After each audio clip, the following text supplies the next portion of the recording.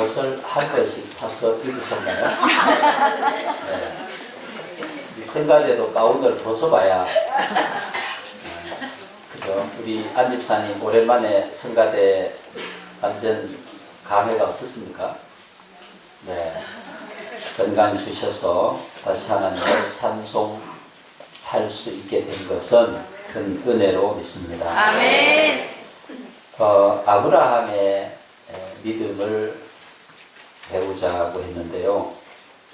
우리가 믿음 생활을 잘 하려면 기본적으로 우리에게 갖추어야 될 마음의 조건들이 있습니다.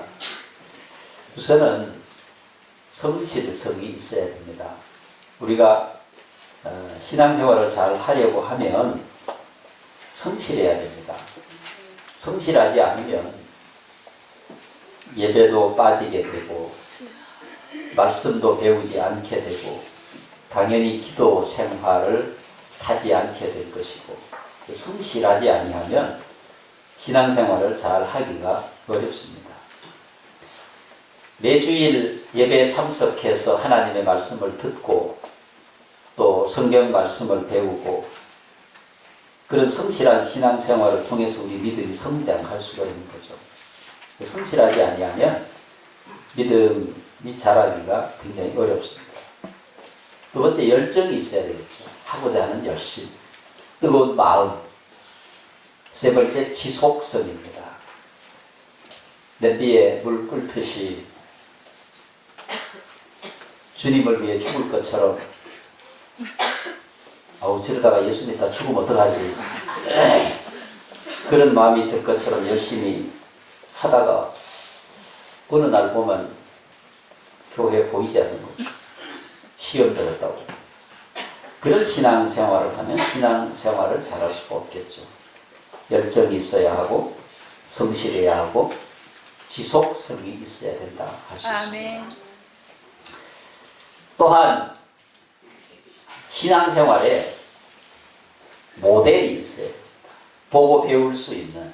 그래서 교회는 먼저 신앙생활을 하는 사람들의 신앙의 모습이 굉장히 중요합니다. 왜냐하면 하나님을 알지 못하는 사람들이 교회 오면 먼저 교회를 다니는 사람들을 보고 그들이 하는 대로 배우게 되는 겁니다. 그래서 교회 전통이 굉장히 중요합니다. 먼저 하나님을 믿는 사람들이, 중직자들이 어떻게 신앙생활을 하느냐를 뒤에서 보고 배우는 거죠. 신앙의 모델이 필요한 겁니다. 아멘. 그 신앙의 모델을 통해서 내 신앙생활이 어떻게 해야 하는지, 부족한 것이 어떤 건지 배우게 되는 거죠. 성경 속에서 신앙의 모델을 찾는 것도 중요하다고 할 수 있습니다. 성경 속에 있는 많은 인물들 가운데 내 신앙의 모델을 누구로 삼을 거냐? 나는 에스더를 신앙의 모델로 삼겠다. 왕비가 돼야 돼. 에스더는 포로로 잡혀갔지만 하나님의 은혜로 그 땅에 왕비가 되는 은혜를 누리게 됐죠. 그러나 그 에스더의 믿음의 가장 큰 장점은 결단력입니다. 비록 여성의 몸이었지만 그는 죽음을 각오하고 하나님 앞에 기도하고 자기 남편 왕에게로 나아가서 민족을 살리는 지혜를 얻게 되는 그런 결단력 있는 그런 믿음을 가진 자가 에스더였습니다. 다윗의 믿음을 본받는다고 생각한다면 다윗이 가지고 있는 믿음의 장점을 찾는 것입니다. 다윗의 믿음의 장점이 무엇입니까? 오직 하나님의 권세를 인정한 것입니다. 하나님이 하신다고 하는 거죠. 하나님이 하셨기 때문에 내가 어떤 상황 가운데 있어도 하나님을 원망하거나 불평하지 않습니다. 감사하고 기다리는 거죠. 하나님이 주시기를, 하나님의 때가 오기를. 그것이 다윗 신앙의 장점인 거죠. 모든 것이 하나님께로부터 왔음에 다 하나님의 것입니다 라고 하는 전적인 하나님의 권세를 인정한 신앙이 다윗의 신앙이라고 할 수 있습니다. 우리의 신앙의 모델이 누구냐? 요셉의 믿음을 통해서 배우고자 하는 훌륭한 신앙의 모델을 가질 수도 있습니다.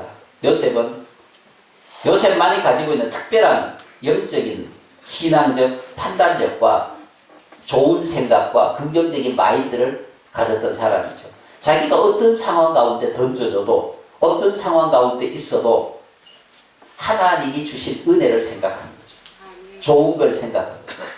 형들이 자기를 죽이기 위해서 구덩이에 던져놓고 다시 끄집어내서 애굽의 종으로 팔았는데도 불구하고 그 형들을 다시 제외하게 됐을 때 원수를 갚지 않았습니다.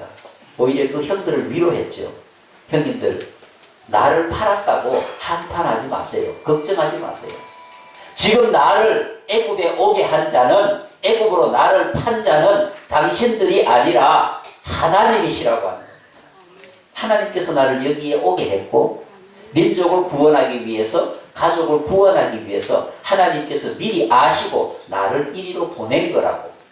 그런 훌륭한 믿음의 판단력과 좋은 긍정적인 마인드를 가진 요셉의 신앙을 본받는 것도 중요하다고 생각합니다. 어떤 누구의 신앙이든지 우리가 신앙의 모델로 삼아서 그들의 신앙을 본받음으로 우리의 아름다운 신앙 생활이 될 수가 있을 것입니다. 아멘. 여러분, 아브라함의 믿음 너무 잘 알죠?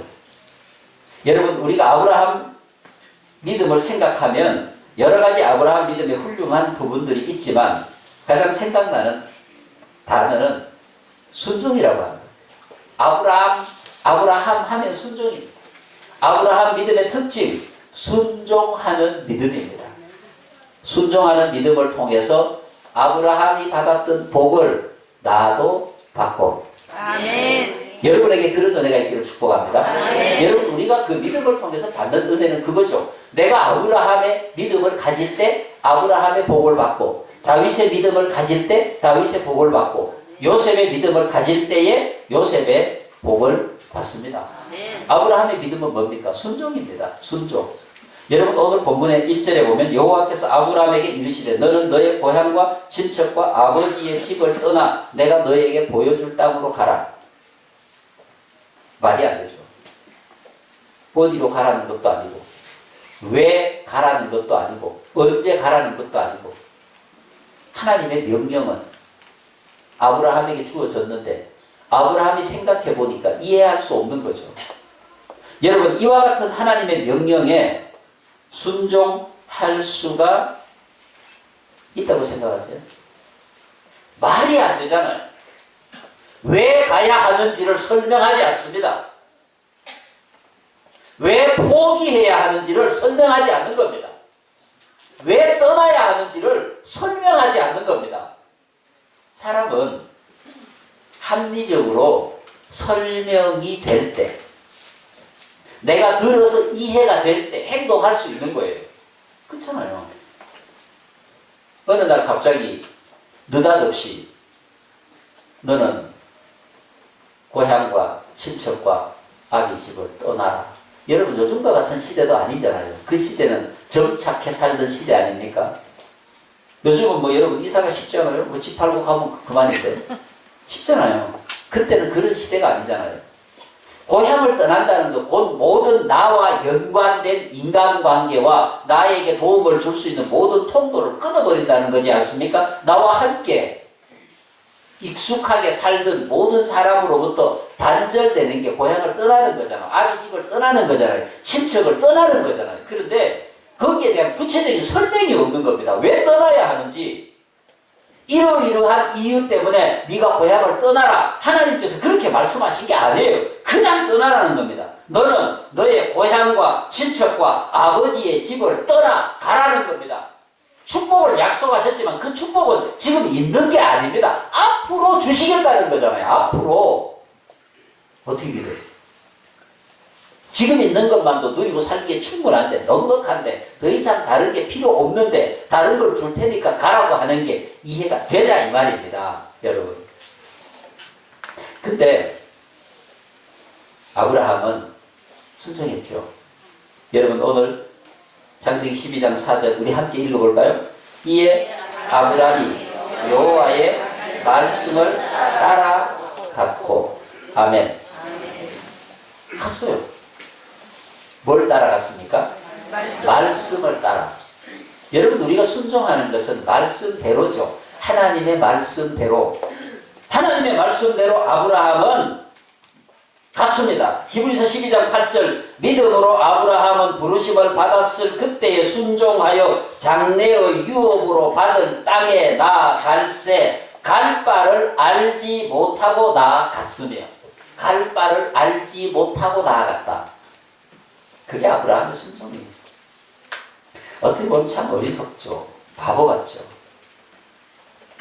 자기가 살고 있는 땅에도 넉넉한 은혜와 축복이 있는데 더 이상 다른 물질적인 축복을 받지 않아도 충분히 먹고 살만한 재산이 있습니다. 아브라함에게는. 그런데 무슨 복을 더 받겠다고? 75세에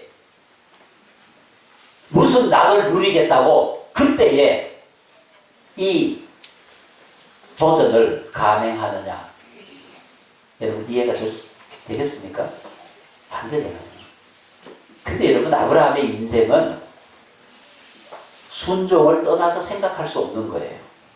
하나님의 말씀에 순종하는 신앙을 떠나서 아브라함을 생각할 수가 없는 거예요. 여러분 성경에 복을 받고 산 사람들이 다 하나님의 말씀에 순종한 거 아닙니다. 모세는 분명히 싫다고 말했습니다. 하나님께서 바로에게 가라고 말했을 때 저는 싫습니다.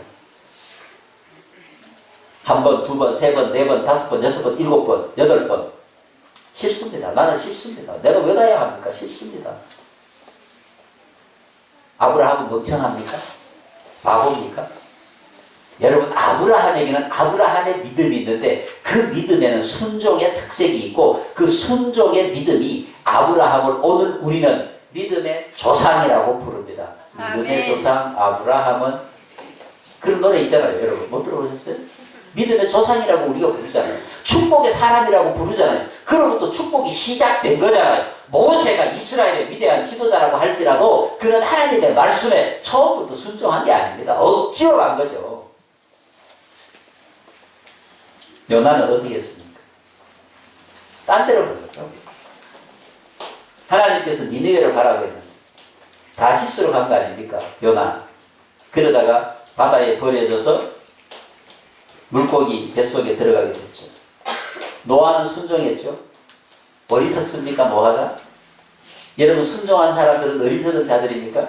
지혜롭지 못한 자들입니까? 그게 아니지 않습니까? 그들에게는 하나님께 대한 절대적인 믿음이 있었고 믿음의 지혜가 있었던 겁니다. 하나님께 대한 절대적인 믿음이 없는데 어떻게 순종할 수 있습니까? 사울이 불순종한 이유는 불안해서입니다. 사무엘에게 그랬잖아요.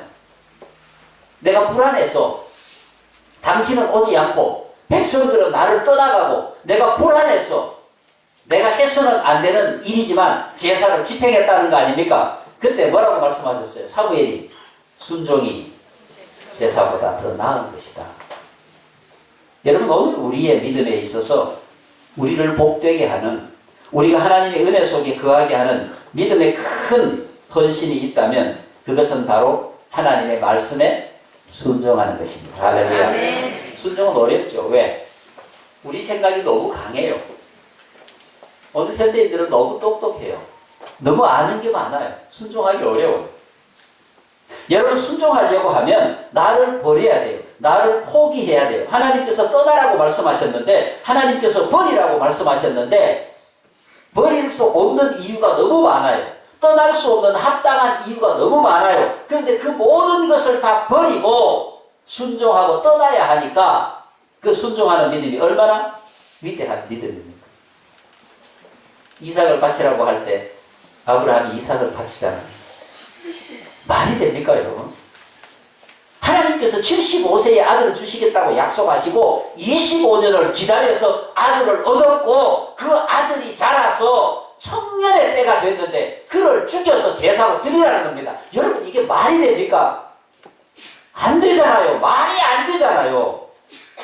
75세에 말씀에 순종해서 떠났고 아들을 주시겠다고 약속했는데 25년이 지나서 아들을 주셨고 그 아들이 자라서 이제 청년이 됐는데 지금 드리라니 이게 말이 돼요?